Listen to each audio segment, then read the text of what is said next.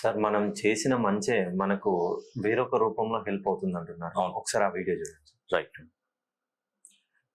హాస్పిటల్లోనే ఉన్నారు కదా, అంటే Yes, sir. మామూలుగా హాస్పిటలే హాస్పిటల్. దాదాపుగా. సో హాస్పిటల్లో ఉన్నప్పుడే ఆయనకి హార్ట్ స్ట్రోక్ అనేది వస్తుంది. స్ట్రోక్ వస్తుంది. వచ్చినప్పుడు సకాలంలో గుర్తిస్తాడు కదా పాపం. డాక్టర్ క్యాజువల్ గా అటు వెళ్తున్నాడు.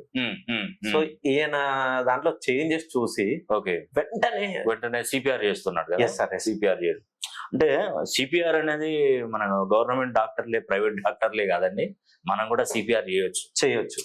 చేస్తే నిజంగా ప్రాణానికైతే హాని అయితే తప్పించుకున్నట్టే. మనం ఎస్ సార్. పంపింగ్ పెరుగుతుంది కదా, గుండెలో ఉన్నటువంటి వాల్స్ లో ఉన్నటువంటి బ్లడ్ సర్క్యులేట్ అనేది పంపింగ్ పెరిగి అక్కడే ఉన్న మధ్యలో ఉన్న డిస్టర్బ్ అయినా కూడా వాళ్ళను క్లీన్ చేసే, అంటే స్ట్రోక్లు వచ్చే ప్రభావం తగ్గిస్తుంది. Yes sir.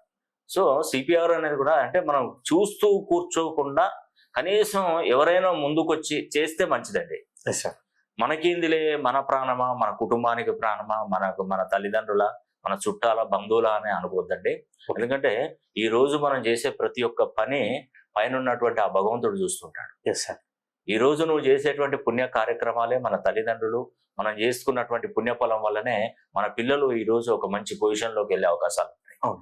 ఎందుకంటే నువ్వు ప్రపంచంలో నువ్వు ఏదైతే ప్రపంచానికి ఇస్తావో అది తిరిగి మళ్ళీ 1000 రెట్లింపు వేగంతో మనకి ఇస్తుందండి. అవును సార్. నిజం చెప్తున్నా, ఇది 100% నిజం.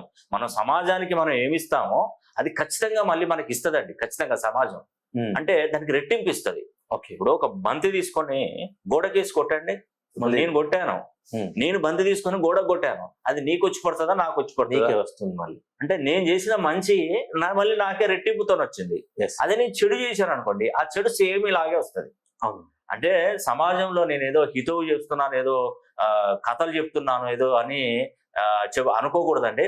మనం చేసే కర్మను బట్టి, మనం చేసేటువంటి దాన్ని బట్టే మనకు భగవంతుడు ఆ భవిష్యత్తును మనకి ఇవ్వగలుగుతాడు. ఓకే. కాబట్టి ఇలాంటి ఏదైనా ప్రాబ్లంలో ఎవరైనా ఇబ్బంది పడుతూ ఉంటే మనం చేతనైన సహాయం చేస్తే ఖచ్చితంగా ఆ భగవంతుడు కూడా మనకు ఎంతో కొంత మనకు ఆ యొక్క మంచితనాన్ని కూడా మనం చూసి మనకు ఏదో విధంగా ఆసరా అవుతాడండి ఆ భగవంతుడు.